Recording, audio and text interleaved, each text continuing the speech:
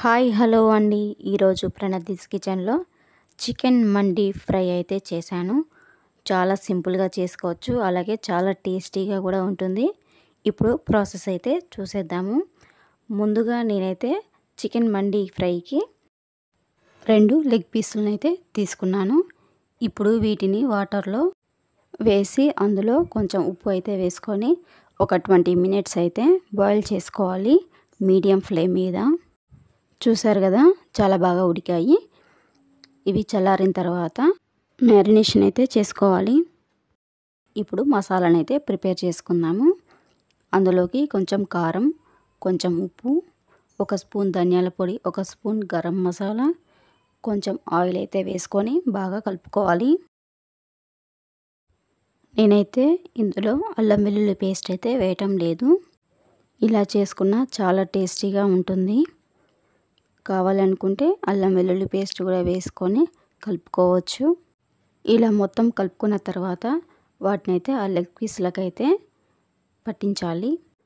అలాగే కొంచెం food colour అయితే వేసుకున్నాను. ఇష్టం లేని వాళ్ళు స్కిప్ చేయవచ్చు ఫుడ్ కలర్ని. ఇప్పుడు డీప్ ఫ్రై అయితే చేసుకుందాము.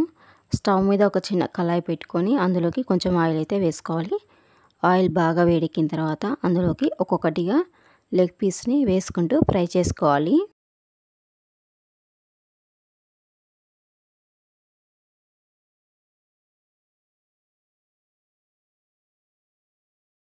రెండు వైపులా తిప్పుకుంటూ మంచిగా ఫ్రై చేసుకోవాలి.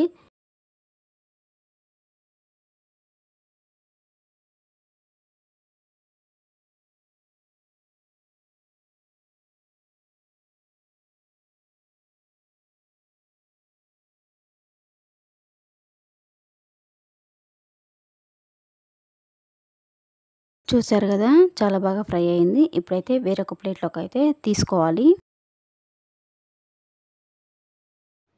అలాగే మరొక లెగ్ పీస్ని కూడా డీప్ ఫ్రై అయితే చేసుకుంటున్నాను.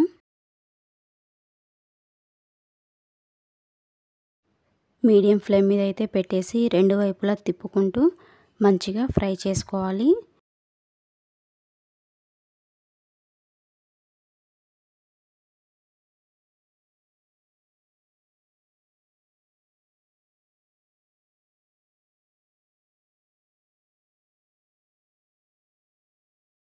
చూసారు కదా, రెండోది కూడా చాలా బాగా ఫ్రై అయింది.